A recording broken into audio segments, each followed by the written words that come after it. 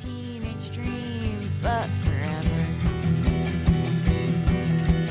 Barn parties and whiskey till the morning.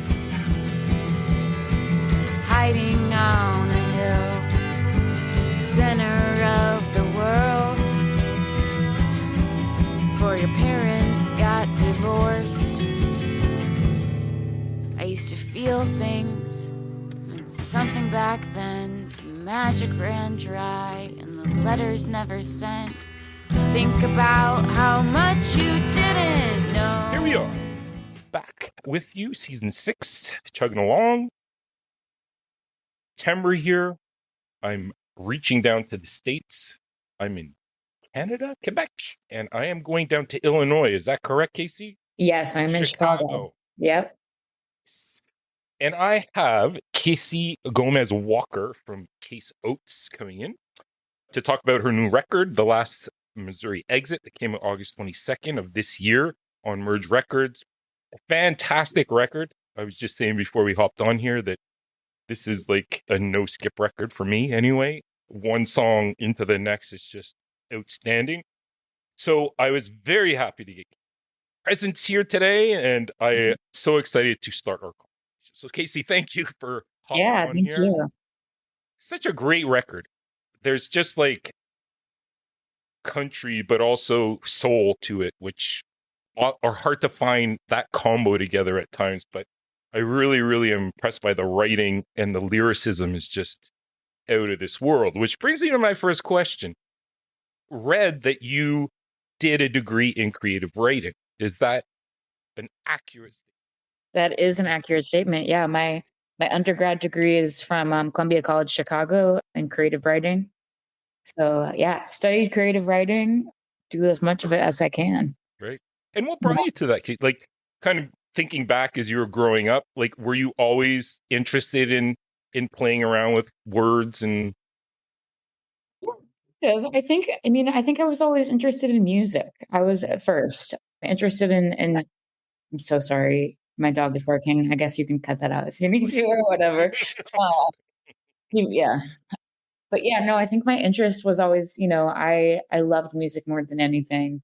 I loved visual art. I loved like any art I could get my hands on. I wasn't like 100% drawn towards writing. I read a lot of like Stephen King in middle school, just like liked it, but it wasn't really till I got to high school that I was into journalism. I was into radio storytelling. So like I was like This American Life was like a big one for me. But then I took a fiction writing class in high school, and that kind of made me realize like, oh, sure, of course, this makes sense. And I actually went into college thinking I was just going to do journalism with some fiction writing courses. And then once I got into, the creative writing, fiction writing world, I was like, this is what makes the most sense for me. Mm-hmm. And when did songwriting walk in the door? Like, not till way later, not till after I graduated college. I was writing short stories, trying to write a novel, until well after college. And I was writing a lot of poetry, and I've always been really into the idea of writing a story with like the least amount of words possible. And it never really clicked to me that that's what I knew that that's what songwriting did, but I never thought of myself as someone who would do that. And I had a guitar, but I wasn't playing it. And then I was having a really bad time when I was like, I don't know, 22, 23. I was sick, sad. My best friend found this cheap electric guitar, and he went and picked it up for me when I was sick and brought it to me. And it made me realize that playing guitar was much easier than I thought. And we kind of started songwriting together, and it just like opened up this brain space that I hadn't really been in, that like I could apply the poetry that I had been writing in short stories into song. And were you inspired by something that you want to put down on paper? And also, like, were you able, as you were getting older, to start to say, okay, that could be a song versus that could be something journal? Or no, I don't think I've never still to this day, I don't differentiate. I kind of just keep a lot of journals. I keep a lot of notes in my phone with really just phrases or images that come to me or a character even. And these days I'm mainly songwriting, so it's in my head that it's probably going to go into a song rather than something else. But I've never really drawn the line of like, okay, I'm going to sit down and write this for a song rather than it maybe goes somewhere else. Very fluid. Right. And did you find that once you started playing guitar more that you were getting more and more inspired in songwriting and in that process of songwriting? Yeah, I think like once I fully wrote my first song, which was Bluff, which is the last song on the album, long time ago now, and I had just met Spencer at the time too, and he was the one who kind of was like, "Yeah, duh, anyone can write music." I hadn't come from that world, and I was like, "Oh, this is true." Yeah, so I think once I sat down and fully wrote a song, I started thinking about guitar more. I always write lyrics first and music second. So I still am always thinking about words first, but I do think, obviously about melody or the way I want it to sound or what sound is inspiring me, whether that be another record or, just an idea of a melody. And can you talk a little bit, Casey, about your process? Like, how does an Mhm. idea or a phrase, as you alluded to, that you might get on your phone or capture this, phrasing? How does that evolve into something? Like, do you like what's your process? Are you normally like an early riser and you like to do it, for an hour a day, or like Yeah, I wish. your I've songwriting? always wanted to be someone who wakes up and writes every day like it's a job, and I hope someday I will be. I don't have very good discipline right now. It's really I try and keep as much little pieces all together in notebooks and in my phone, and so that when it comes the time of like I feel like sitting down and writing a song, I have things to do to back it up. I'm not starting from scratch, but I'm not disciplined with sitting down and writing. It just kind of happens when it happens. There's sometimes where I pick up the guitar for literally a couple of seconds. I start, and sometimes I'll mumble sing when I'm playing guitar, and that is puts me in a weird trancy head state that I can kind of get some stuff out. But and a lot of times recently, Spencer and I write together, and when we do that, I will kind of lay out notebooks or lay out whatever ideas I have and kind of say to him, like, because he's a much better guitar player than I am. I have this sound in mind, this type of melody that sounds like this, and it's about this. And we're kind of able to sit and totally pick away at it like, piece of marble or something.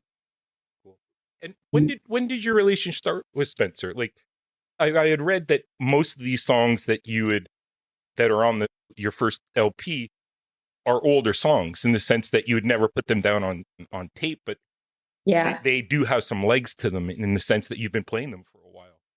Yeah. I mean, a lot of these songs were written, at probably 2017, 2018. Yeah. In their most basic form, Mhm. not in the same way that you're hearing it on the record. But yeah, a lot of them I had written by myself or they were halfway written and Spencer helped me write a chorus or helped me realize the bridge that I was trying to think of.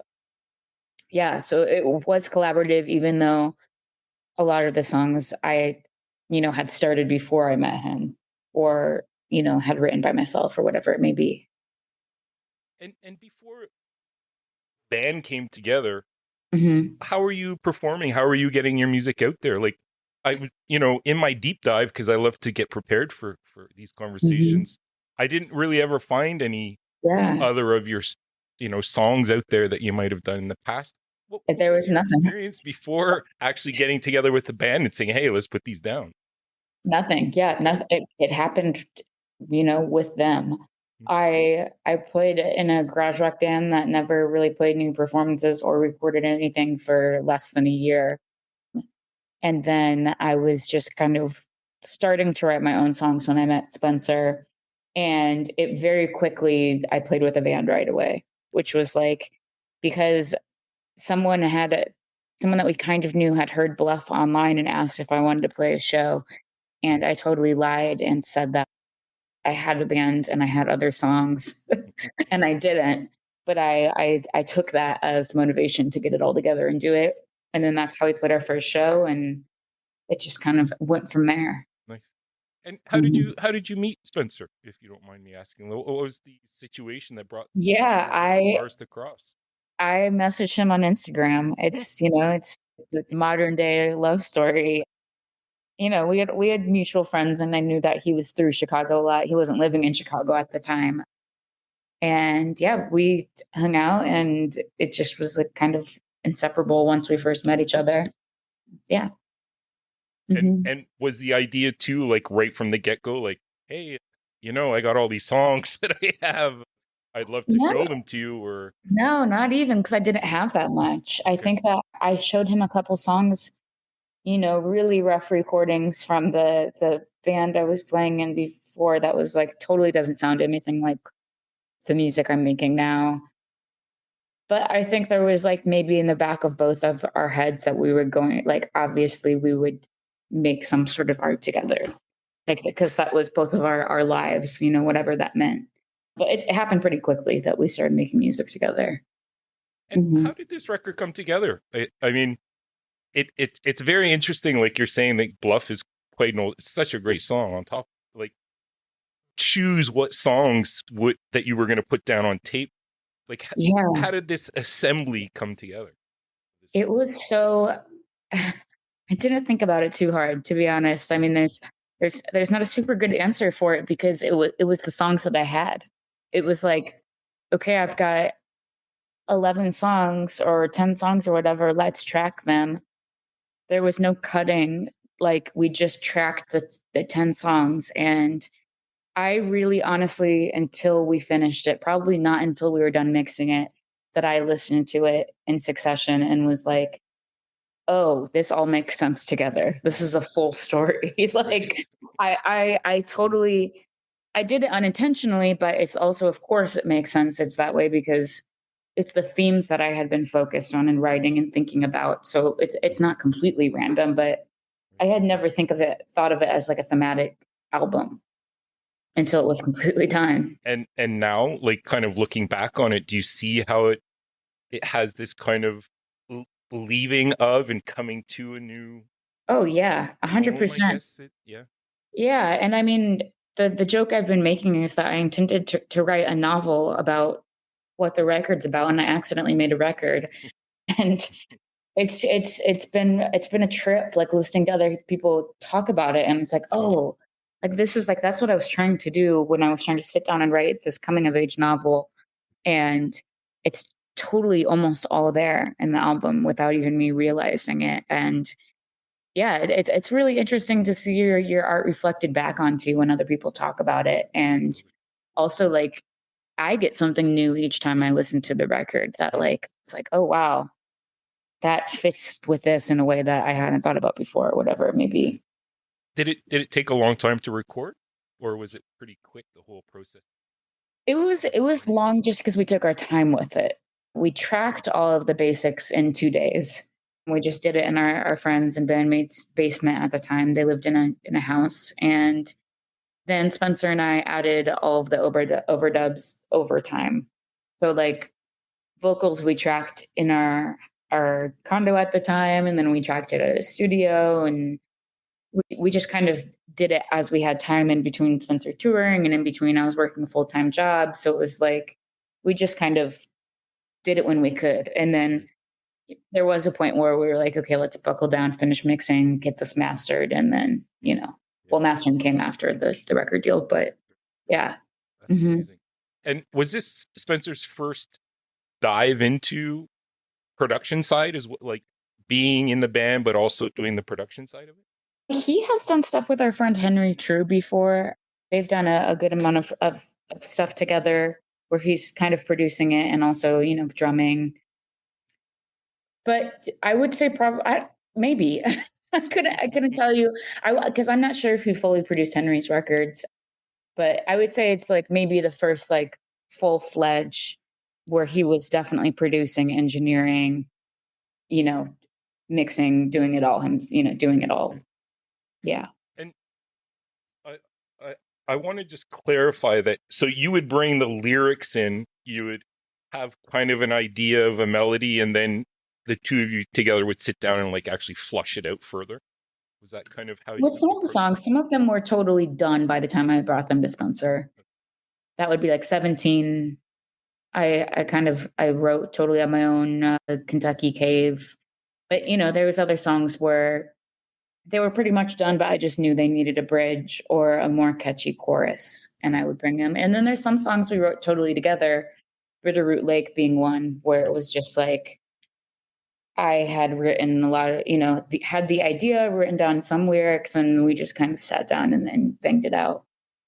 So, Mhm. I mean, August 22nd, this record came out on Yeah. Verge Record.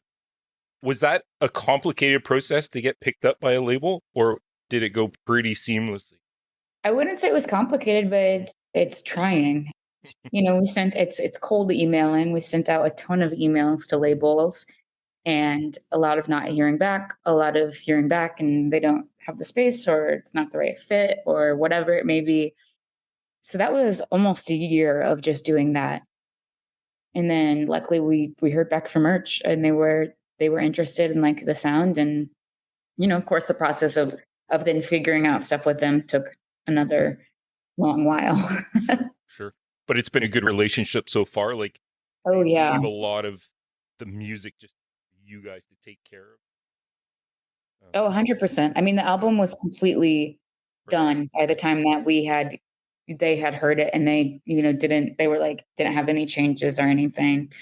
And they're all extremely awesome people. We love working with them. It's like not like I think some people have a little bit of an archaic idea of like what it means to work with a label, and it's just not that. It's like it feels like working with friends and people who get it. They care about you, and there's a Yeah, personal definitely. connection. And how is coming into Spencer's world influenced or affected your trajectory? Can you talk to? Yeah, I think the biggest thing is just like I said earlier, is that I mean, there's never been any pressure at all. I mean, when Spencer met me, I only identified as a writer and like thought that that's all I was going to do. I'm sorry, my cat is like now trying to get in on this. But I We'll think the interview main, her next. like whenever you get on a Zoom call, all the pets have to be involved. They get very. Oh my goodness. But yeah, when I met Spencer, I think it opened up this he is so open to doing things, and also has lived his whole life knowing that like you can make art and it can mean something to a lot of people because of his dad and because of what he had done with Mavis or whatever it may be, of like of course you can do it, where it just I hadn't met anyone who was like that really in my life. I knew a lot of my dad plays music. I know a lot of people who play music but still worked a full-time job or did whatever. I mean, really up until the last couple of years, I was like, there's no way you can just make music or just make art. It's just like it's crazy to think about. But I think that like Spencer is really committed, and he views it as a job and a commitment. And like seeing that really helped me figure out how to approach it and like realize like, yeah, I can do it. And like him saying to myself or saying to me, like, yeah, you are a musician, like you are writing music, like it helps about with the what do you call it? I don't know, but not being able to see myself yet as fully realized, maybe. It's amazing. Those shutters up. You start to. Yes, really. I mean, that's definitely a lot of what he's done for me. And kind of in retrospect, kind of looking back at the record, it's been out for almost a month. What's your feeling about it? How do you feel it's been received by the public? And what do you in the band talk about? Oh, I didn't think they would think that, or oh, I'm glad they Yeah. saw that, or like, what are your reflections in the post kind of release date of? Oh, it's amazing. It's my favorite part. I like I said, like it's just like it's really insane to have to like be working on this very solitary thing of making a record or writing something and sitting with it for so long, and then to have it released and everyone else experiencing it and then holding it back up to you is like is so cool. And hearing like, how people are, they maybe not experience the exact same things as me, but that they can relate to it and have the same emotional experience with it is really special. I was talking to someone yesterday and we were saying like, of course, like the records that mean the most to you, didn't have the same experience. I wasn't, going through what Bob Dylan went through when I was listening to those records and when I was in middle school or whatever, but you still relate to it in the emotional nature. But it's been a dream the way it's been perceived. I think people get it. I think people understand what I was trying to do or what I did, what we did. I think my favorite part is people talking about my voice. I think it's fun. It sometimes is upsetting, but it's also like a great motivator. And it's just like, it's got to keep doing my thing. So thank you. It's you. Like Thank nobody you. else sounds like you. And I mean that in the most wonderful way. No, that is a huge compliment. And that's what I try for. Yeah. And I really get this sense too of the collaborative nature of your group, of the band, that we're all in it together. I'll bring some lyrics, but you guys bring all these other components on, and it's really kind of like a group effort. It feels like anyway, yeah. I mean, there's with Max and Jason, our guitarist and steel player, and our bass player. There, everything that we've ever brought to them, we just give them the idea or play the acoustic guitar part, and they just absolutely rip it out. And like, I'm always like, no notes, sounds great. I love a first draft. I don't have many iterations of things we've done, and of course, we're playing things a little bit differently now than when we first wrote them. But yeah, it's always been like, that works. Like, of course. And I'm also very lucky that they're amazing musicians and can quickly understand a vision and get it. Yeah. Like I'm a musician, but I envy people. Oh, I can't. Yeah. They hear The Cure one time and like, yeah, here we go, or whatever, it's just it's like, crazy. Yeah. That is not the type of musician I am either, but it's fun to be around. And it's like, what's that chord again? And yeah, I really appreciate those kinds. And they're good people to have on your side. Because they add these whole other ideas. Oh yeah, it's a completely different world than it would be if it was just me or whatever. Totally. Well, Casey, this has been really fun. I really like your story, and I'm just in love with this record. I'll tell you that. Thank you so much. Gonna be one of my favorite. It will be one of my favorite of the year. I know already. I just feel it. Awesome. What's coming down the pipe? What can we anticipate with Casey Oats coming down? Are you headed out on tour? A new record coming out? I know that you have plans of 2025. Yeah, we're about to hit the road with Lucius and then Superchunk. So that's all of October. And we've got those dates, and then a couple things coming up, not out in the new year. Definitely more tour dates, more road hitting. And yeah, I'm ready to get on with the second record. Spencer and I are working on it when we're both home and when we can, and in those quiet moments. Cool. I was speaking with somebody yesterday, a field medic, Kevin Sullivan. He was saying that he loves going on the road because it's a 24-hour job. You work 1 hour, so he's like, there's a lot of hours in there to just sit and doodle and you're around the band anyway. So you have like, hey, throw a lead in there. It's quite inspiring to get out there too, because that's what you're doing. And you're only thinking about music. This will be my first long run ever. So I'm excited to see how it pans out for me. Awesome. Well, I wish you all the best. Congrats on this record again. Thank you so much. Last Missouri Exit. It's on Bandcamp. It's on records. You can get it. Go check a show out. I'm envious of all the people that get to go and watch you. But maybe one day you'll head up to Montreal. I mean, there's always... I'm sure we will. We have a lot of good Canadian friends, so we'll make our way back up there. Awesome. Well, thanks so much, Casey. This has been a real treat. I appreciate you. On the tour. Thanks. 1, 2, 3, 4. I only knew you from a postcard. Got a bad start, couldn't be far. Got a good heart, but you were still there, and I still cared. I remember, tried to be fair. Nora, I'm glad you are here now.